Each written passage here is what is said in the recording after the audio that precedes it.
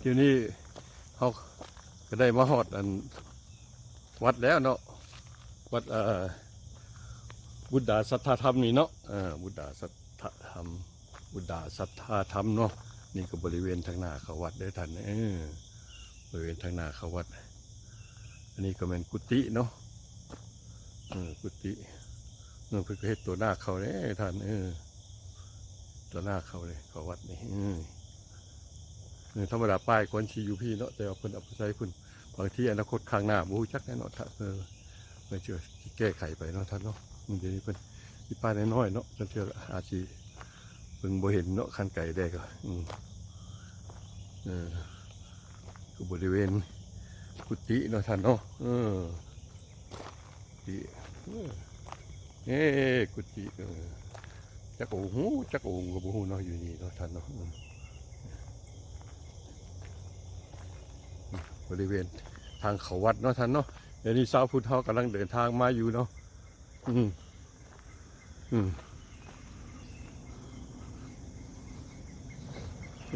พี่น้องเขากำลังเดินทางมาอยู่นี่กำลังเดินทางมาอยู่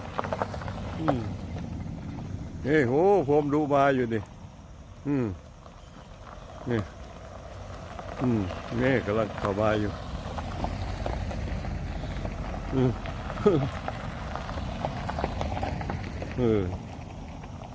นี่พี่น้องชาวพุทธเขากำลังเดินทางมาอยู่เนาะพี่น้องคนเดียวเขานี่ท่านเป็นป้ายวัดลาวเฮาเนาะท่านเนาะวัดลาวบุตดาสัทธาธรรมเนาะบุตดาสัทธาธรรมเนาะนี่address เพิ่นเนาะถ้าหากท่านอยากโมทนาทานบ่จังใดจังหนึ่งเนาะท่านเนาะก็เข้ามาตามที่อยู่นี่เลยเนาะท่านส่งมาตามที่อยู่นี่เลยเนาะท่านเนาะ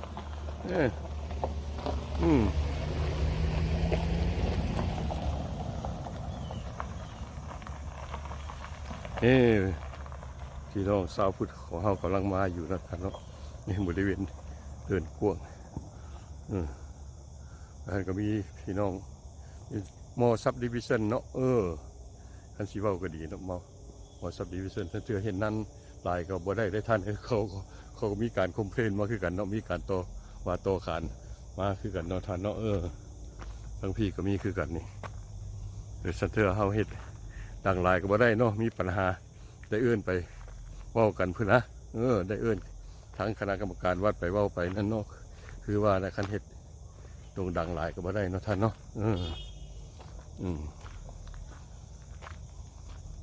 เพราะว่าอยู่ประเทศพระเจ้าเนาะมาอาศัยไผ่พึ่งบ้านพึ่งเราท่านเทื่อก็ต้องปฏิบัติตามกฎหมายบ้านเมืองเพิ่นเนาะบางที่ก็อนุญาตต้องได้ไปขอเมืองเพิ่นเฮ็ดว่าฮอดเวลาใดก็จำกัดเนาะฮอดเวลาแล้วก็ต้องได้ปิดเนาะเอาเฮ็ดบุญเฮ็ดทานปีใหม่ต่างๆก็ดีส่งเสียงดังมาได้เนาะดังหลายมาได้เนาะบ่คืออยู่บ้านเฮาแน่นอนท่านเนาะเอาเต็มที่เลยอยู่บ้านเฮานี่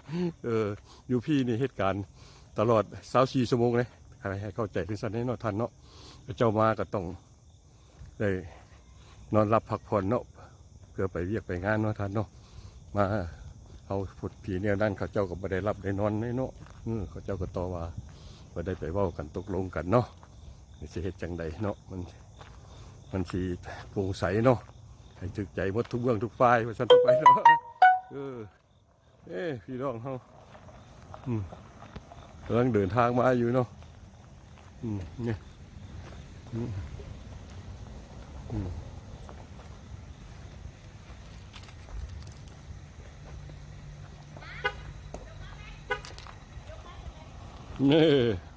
พี่น้องสาวพุทธเขากำลังเดินทางมาอยู่นี่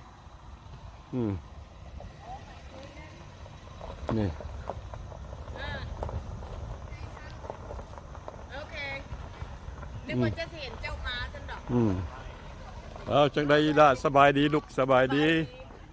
ลูกโอ้เมื่อนี้มาเป็นผู้งามเลยลูกลูกสาว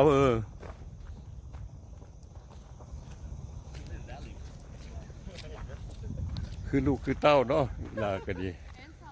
พอบริเวณทางหน้าซิมเนาะท่านเนาะท่านเบิ่งแล้วก็ คงสิเข้าใจเนาะยังต้องการศรัทธาของพี่น้องเฮาเนาะชาวพุทธเฮาเนาะท่านอยากโมทนาทานก็คือเบิ่งป้ายเอาเด้อท่านเนอะมีแอดเดรสอย่างอยู่หั่นตอนข้าพเจ้าถ่ายคลิปตัวนี้ทำอิฐเนาะท่านเนาะท่านจะเห็นป้ายอยู่หั่นมีนัมเบอร์โทรศัพท์วิทยุอย่างอยู่ครบถ้วนเนาะท่านเนาะนี่ประมาณพี่น้องก็พบมาอยู่นี่ปูซีเมนต์นี่เพิ่นเฮ็ดเป็นปองนี่มันหยังนี่ท่านเพิ่นให้พี่น้องเฮาหมดปอง$100ดีบ่ท่านแล้วก็มีซื้อติดอยู่พร้อมเลยผู้ใดบริจาคก็ดีเนาะท่านเนาะก็มีป้ายก็มีซื้อเพิ่นลงซื้อไว้ด้วยก็มีซื้อไปเนาะนี่ก็มีซื้อคนไปเนาะท่านเนาะมีซื้อหมดแต่เป็นศรัทธาของไผเนาะท่านเนาะบริเวณหลังศาลาหงส์ธรรมเนาะโอ้ก็ได้มาร่วมช่วยเพิ่นอยู่หลายมือเติบอยู่ เอ้าจังไดเฒ่าแก่สบายดีอันนี้ท่านเฒ่าแก่ร้านลาวทำบุญกุศลน้ำกันน้ำครอบครัวลุงสาลีอ่อนคำเนาะ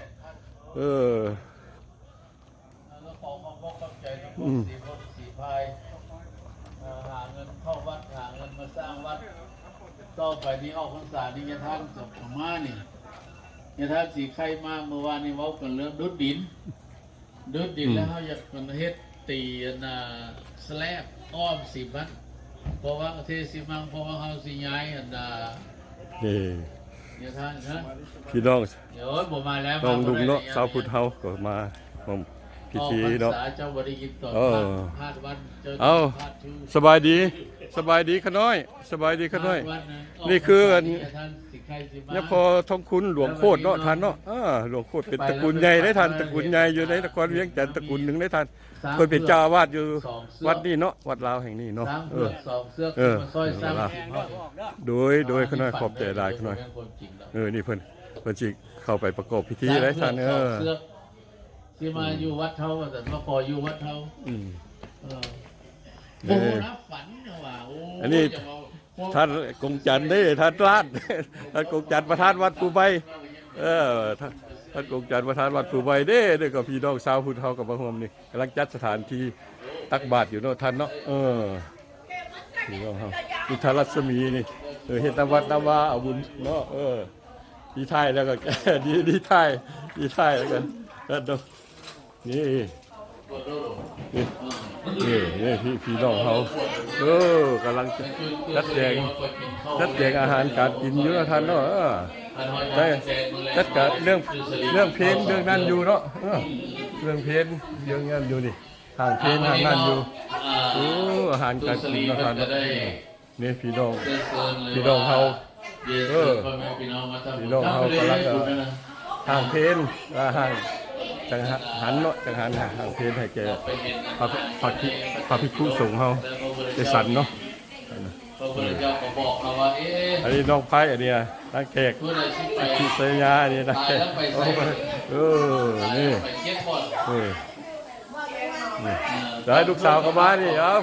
นี่แต่ลูกสาวต้องเป็นป้าเป็นนายนี่แจกโอ้เบอร์นี้นี่ลาดลาวแจกน้ำอีกเมื่อนี้แจกน้ำนี่ลาดลาวหลวงพระบางคันที่ว่าก็ดีเนาะลาดลาวหลวงพระบางพอเพิ่นเป็นสาวหลวงพระบางเนี่ยเพิ่นมาบริการน้ำเนี่ยมาทานน้ำอีกทานอาหารการกินอีกเยอะหลายพี่น้องเขาอาหารมีแต่แนวแซ่บๆพี่น้องยังไม่ได้ไปสวัสดีเลยนะด้วยกับเจ้าของร้านล้าวหลวงพ่อบางเนี่ยท่านเด้อถ้าได้มาก็จะสู้แม่ไปอุดหนุนเพื่อนแน่ลูกสาวลูกคือเป็นลูกเป็นเต้าได้นี่เอาคือว่าเขาได้รักษาศีลสีเลนะพี่น้องเขากับผมมาแล้วผมกินศีลกินทานนำครอบครัวสาลีวันคำเนาะทานเนาะนี่ได้เพิ่นได้เฮ็ดกอง ของอาทะขึ้น2กอง น้ำตก นี่ เท ท่าน ละน้อย เอ เท อ ละน้อยใน นี่ก็ ที่ มี สุด บอล มา เชียงซีเนาะท่านเนาะล้น นี่ เวลา ก็ ล้ แม่ น น ตอนนั้นแหละคือ ลูก ไป หลานคือกันนี่ ปฏิบัติ นักตุนนี่ อ่า พร้อมด้วยลูกชายเพิ่นนี่มา พุท ทำ ธ บุญ ศา คือ ส กัน นานี้เขาจะความจริง พระสัมมาสัมพุทธเจ้าเป็นพระอรหันต์ อืม พระอรหันต์นี่ว่าจะความจริง เออ He told the fact นี่ ว่าเรื่องความจริง the เจ้าของ fact เจ้าของเจ้าของบุญด้วยนี่เจ้าของเพิ่นเป็นเจ้าของบุญ อันนี้พระพุทธ เจ้าข เจ้า อง เพิ่น กอง บ อั อก ฏฐะ ว่า เนาะ สวากขาโต กองอัฏฐะ พระขวตา เอ ธรรม อ โม ขอบใจขอบ เขา เอ สถา อ ค นี่ ต เพิ่นเป็น ตัด เจ้าของบุญนี่คือท่านสาลีวันธรรมเนาะท่านเนาะ ยัง เอ คือ อ เก่า นี่ก็น้องนุ่งเฮา สิบแปดก็คือเก่า มีแต่คนฮู้จักมักแพงกันเบิดนี่มา อันนี้ตัดไม่ดีแล้วสิน237 เออ ห ค รื น อว่า คนอยู่นี่ก็บ่ฮู้จักก็สิโพดที่เนาะท่านเนาะมาอยู่นี่ เสกียวัต เอ เจ็ อ ด โด สิบห้าน จะมากับผาย เขาสิได้เป็นตั้งบ้านเขาอยู่นอกตั้งบ้านอยู่นอก นี่เพิ่นเลย เพราะว่า เพิ่น ไม่ ก็ ได้ ได้ มีสถาน นำ ที่ ไป นั่ง เออ ถ้าว่าคนมาหลายก็นั่งถ้าว่าผู้ใดบ่ได้นั่งกับพื้นบ่ได้ก็เอาตั้งเด้อ นี่ จะหาตั้งให้เพื่อนผู้ใดนั่งกับพื้นบ่ได้ขนาดเก็บแข้งเก็บขา นี่ ให้มี อัน ค นี้ วามสะดวกส ใน บาย ป้าดอม ใน นี่ การง ให้ครัวบ่บุญแกพี่น้องลาวเฮาอยู่ในเมืองแห่งไปแซ่บนี่หลายเติบหลายท่านเป็นผู้รับผิดชอบทางด้านสมาคมลาวเนาะผู้ทางหน้าสมาคมลาวเนาะท่านสิเว้าก็เป็นผู้ช่วยผู้หนึงที่ดีที่สุดเนาะสำหรับข้าพเจ้าแล้วก็ดี เอาใจใส่ช่วยเหลือพี่น้องลาวเฮาที่ในเมืองแห่งไปแซ่บเนาะ คณะกรรมการ ได้บุญหลายเพิ่น ที่ให้จัดตั้ง บุญข้าวน้ำซูให้ป้าเด้อดีแม่งนี่พี่น้องเขาก็มาท่านแขกก็มาแต่พุ่นเด้ท่านแขกก็มาแต่แอตแลนต้าบ่ได้ท่านนี่มาไกลได้นี่มาทางแต่พุ่นนะมาริยาต้าอย่างพุ่นได้นี่ไกลเติบได้หน่อยท่านเนาะมาไกลเติบ ครูบาเพิ่นว่าสิมี5แต่บ่ฮู้ว่าสิมาเท่าไหร่ เขาก็มาหัว พระ งาน พระคือว่าเพิ่นสิมี5มื้อนี้ฮะแต่ว่าบ่ฮู้ว่าพระเพิ่นสิมาร่วมนำเฮาเท่าไหร่แล้วบ่ยพอ พี่น้องเขาก็พวมาเนาะโฮมสินกินทานนำเนาะกำลังมา มัน กำลัง คือ มา บิ๊กซีบอกเป็น อืม 5แล้ววันที่9ออกโทเบอร์ ยังบ่ทันมาครบเทื่อได้เนาะพระคือสิมีอยู่เนาะประมาณ5องค์เนาะท่านเนาะ5อง คัม ค์ แบ็กอีกอเกนคัมแบ็ก แม่ป้าเฮานี่ก็มา แม่เลย แม่ป้าพี่น้องเฮามาพวกมาเนาะท่านเนาะ เฮาในโชคดีลัคกี้แก้มบอดีลัคกี้ที่เห็นมีพุทธศาสนาพุทธศาสนาจะเว้ารู้ความจริงสอนความจริง นี่ อ่า นี่เพิ่นก็ได้กำลังสั่งสอนอยู่เด้ท่านผู้พิธีกรพิธีมื้อนี้เนาะพิธีกรคือยามมหาพื้นเนาะยามมหาพื้นรุ่นอุบลเพิ่นเป็นเจ้า เจ้าภาพเด้อเจ้าภาพเป็นผู้เป็นลูกหลานเป็นสรีเป็นไสยับขึ้นมาดัง เป็นผู้นำพาเนาะเป็นโฆษกเป็นพิธีกรเนาะนำพาทำพิธีในเทื่อนี้เนาะ มาใกล้ๆครูบาอาจารย์ในแห้งใกล้ภาคกาสาวพัฒน์ในแห้งได้บุญ เด้ยพูดพี่น้องเฮาก็พูดนี่พูดลูกสาวก็มาหมดนี่ลูกสาวหมดกันสิว่าแม่ดองเฮาก็มาแม่ดองโอ้ยแจ๋พุ่นแม่ดองเอ้ยสบายดีบ่ได้ยินแม่ดอง ปวดอ้อมสิว แสงมานี้แม่ดองแสงมานี้ใส่สแลบเพราะว่าใส่เพราะว่าเวลาเฮาติดเฮามันสิได้ ท่านปืนรุ่นบุญ เฮา เนาะ ใส่ จึงเป็นพิธีกร แก ประ น จำ โฟดนะ เฮ็ดบุญในมื้อนี้เนาะ ไปถึงมามันก็สะดวกสบายเดี๋ยวนี้นะครับวันนี้นะแล้วเงินคำกับแก้วที่ว่า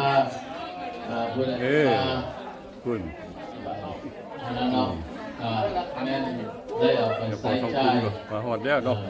แล้วบุญก เจ้า ระ พ่อ ถิ่น ทองคุณ ที่สาวสาว เจ้าอาวาสวัดเนาะ วันที่สาวสาว เจ้าพ่อทองคุณหลวงโคตรเนาะ เป็นบุญกระถิ่น โอ้ดังใส่ฝนก็มาแต่แอตแลนต้าได้นี่มีอยู่แล้วนี่เจ้าภาพกระถิ่นเจ้าภาพกระถิ่น ผมมาอยู่ แล้ววันนี้เขาว่าเป็นบริวารในตู้สวรรค์นี่เอา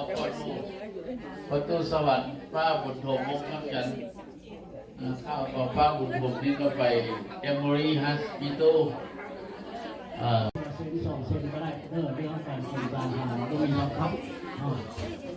ผ่าน น้อยก็ได้ทานหลายก็ได้ บ่ตัว ทานน้อยได้หลายทานไปได้กรอบ เจ้าออกมาโดน เข้าหาเข้ามือแรงขนาดเนาะแล้วพอดูเราก็ว่าเรื่องการกินการทานเรื่องเมื่อกี้นี่ป้าเรื่องกันผีเรื่องกันผีออกพรรษาเรื่องบุญ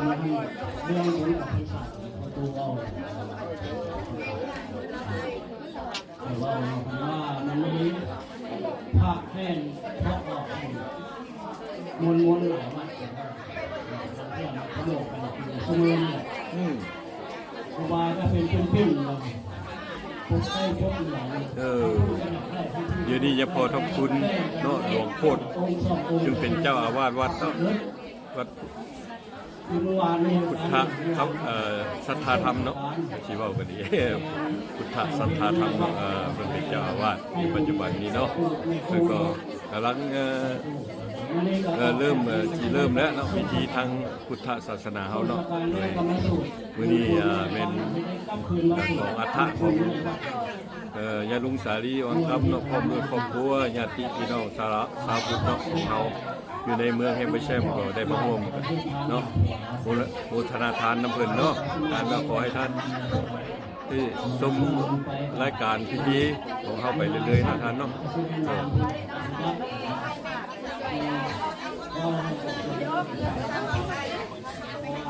จากนี้ก็จะได้เข้าในเมือง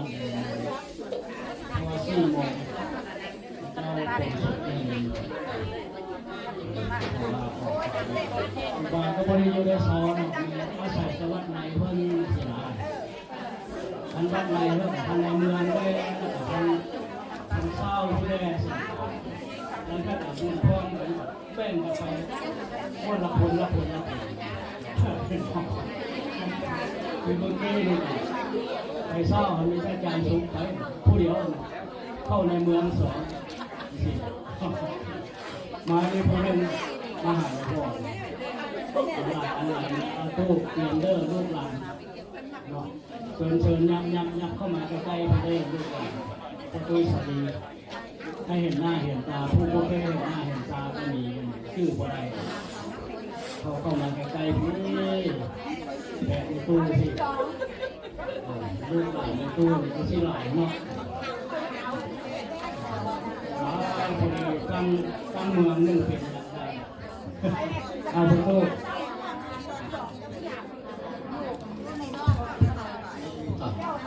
เวลานาทีก็พอดีเนาะวันนี้ได้อาราธนาลิมนต์พระเดชพระคุณเจ้าอาวาสอาจารย์เฮียงเด็กอาจารย์สร้างดำอาจารย์สมสุขและอาจารย์คำญาติคำแล้วก็ถึงเวลาแล้วเนาะก็ได้โชคดีได้พระสงฆ์ตั้งแต่4ขึ้นไป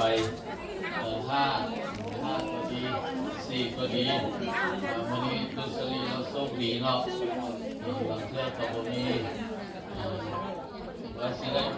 4-5มาได้องค์เดียวก็มีแล้วก็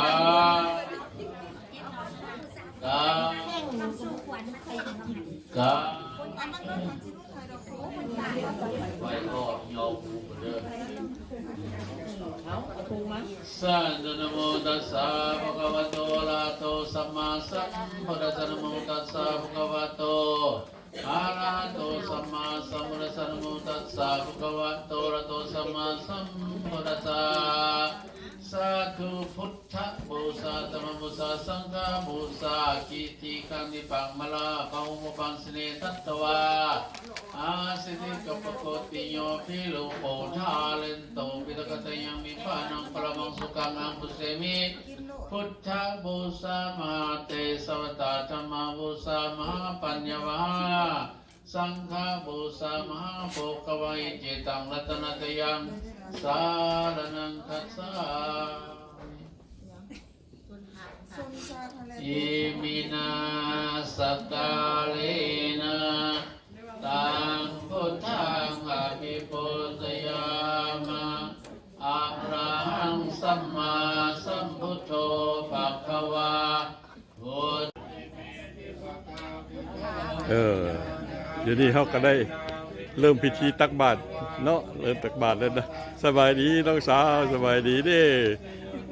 อ้ายมาบอกอ้ายเขาอะ โอ้ยบ่ได้มา เออตักบาตรตักบาตรจะนำนมกันนมมือนี้เนาะนี่แม่ดองก็มานี่แม่ดองแสงมานีนี่มา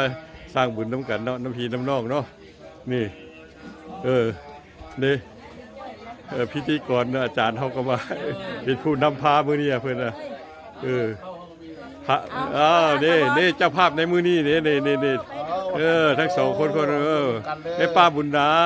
ท่านสาลีอ่อนคำเนาะท่านพี่น้องเฮาก็มาร่วมทำบุญกุศลน้ำกันเนาะโอ้หลายเลยนี่มือนี้หลายพอสมควรเนาะ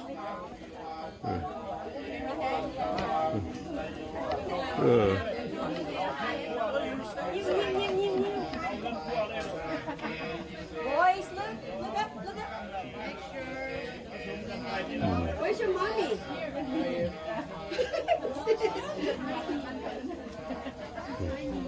หลาย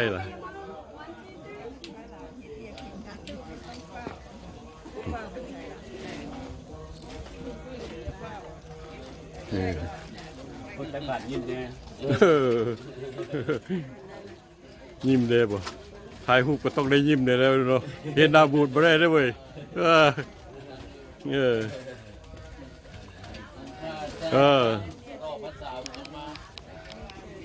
ถ่ายภาพเนี่ยชี้ออกเป็นคลิปเลยท่านชี้ได้ออกเป็นคลิปไปเขา YouTube เด้อท่านเด้อเป็นยังไง ภาพเป็นนะแม่ เอาผักผักไปตลอดเนาะเริ่มไปพูดลงไปลุมพุ่นไว้เพราะว่าชีอันเฮ็ดเป็นคลิปออกให้เข้า YouTube เนาะเห็นพี่น้องชาวพุทธเฮาอยู่เมืองแฮมเบอร์แชมนี่เนาะเพิ่นก็ได้มาร่วมทำบุญศีลกินทานน้ำทันครอบครัวทันสาลีอ่อนคำเนาะบ่ได้พ่อนะครับกันอีบ่อยดีอ่ะพอแต่ยามบุญยามทานนี่เนาะทันเนาะมาเฮ็ดบุญแต่บุญคำนำสู่หมดสุขุสู่คนเนาะเอาบุญนำกันให้อยู่ดีมีแฮงหมดสุขุสู่คนนี่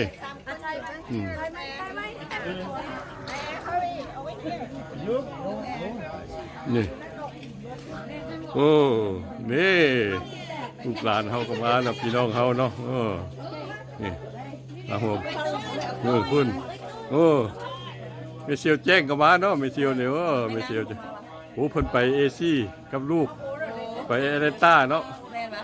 ไปซื้อเครื่องอยู่ของกินเนาะ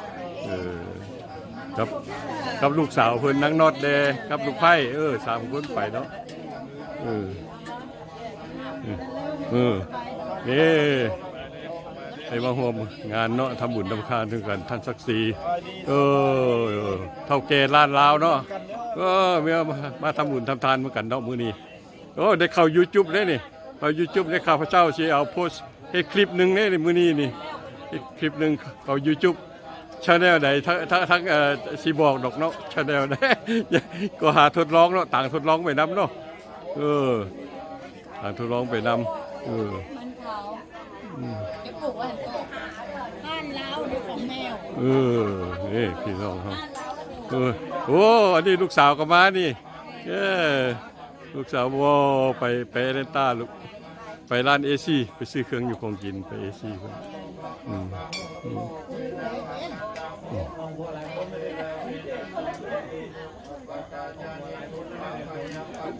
มื้อนี้คือบ่เห็นนั่นลุงสวรรค์เนาะมื้อนี้นะมาอยู่วะคือบ่เห็นแม่นบ่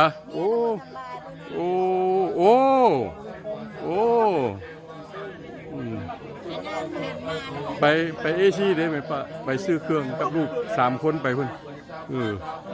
นี่พี่น้องเขาอ่ะมีท่านไม้ดารวงศ์นี่นี่ผู้หนึ่งได้สร้างวัดลาวเขานี่ดูทันดูบันใครอย่างไรขันแข่งที่ได้ไรมาสร้างวัดสร้างวาสร้างสถานแห่งนี้ห่วงกับพี่กับน้องเขาเนาะนี่ห่วงกับพี่กับน้องเขาเพิ่นโอ้ยเอาใจใส่ได้นี่กับพี่น้องเขานี่สร้างวัดสร้างวาอารามบุญคำน้ำชูเพิ่นเนี่ย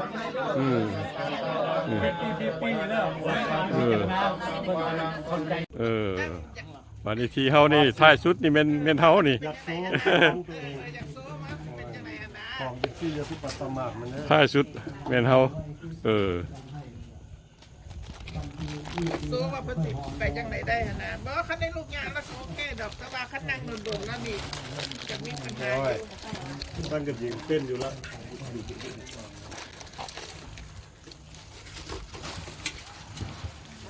เป็นลูกสาวลาอีหลี แม่นอีหลี มื้อนี้ได้เป็นลูกสาวลาแท้ๆมื้อนี้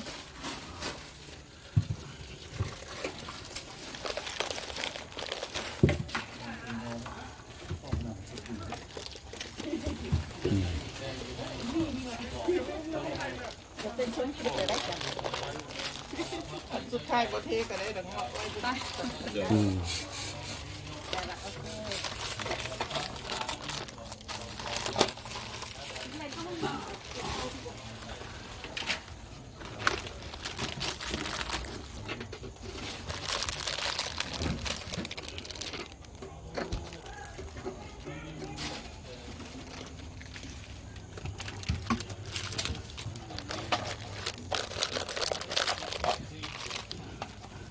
นี่มันติ่มมาจุกออกหน่อยนึงได้ใจนี่เป็นบริษัท โอ้แต่ จุกออกก็ได้แล้วนะ อ่านี่ ใส่ลง ท่านท่านรัศมีสิทธิไสยานี่ก็เป็นว่าหนอมในแทนที่จะเป็นพอเป็นสุดท้ายก็ไม่ได้เป็นซ้ำเนาะ น้องชายข้าพเจ้ามามาแซงอยู่ท้ายสุดอีดีเนาะเพิ่นเพิ่นเป็นสังฆลีอยู่เด้สังฆลีเก็บเมียน สิเป็นสุดท้ายหมู่เนาะนี่น้องชายข้าพเจ้าได้นี่น้องชายชื่อรัศมีสิทธิไสยาเนาะน้องชายนี่รองประธานรองประธานวัด ขนมมันนั้นใส่นี่ได้ดีนะเพิ่นนะ อืม เด็กอันนี้ ขอให้ได้บุญหลายๆเด้อบุญคำลำสู่ให้ทุกคนมีแต่ความผาสุขความเจริญเด้อมื้อนี้เด้อลำสู่ธรรมาค้าขึ้นให้ลาภให้รวยกันหมดทุกคนเด้อ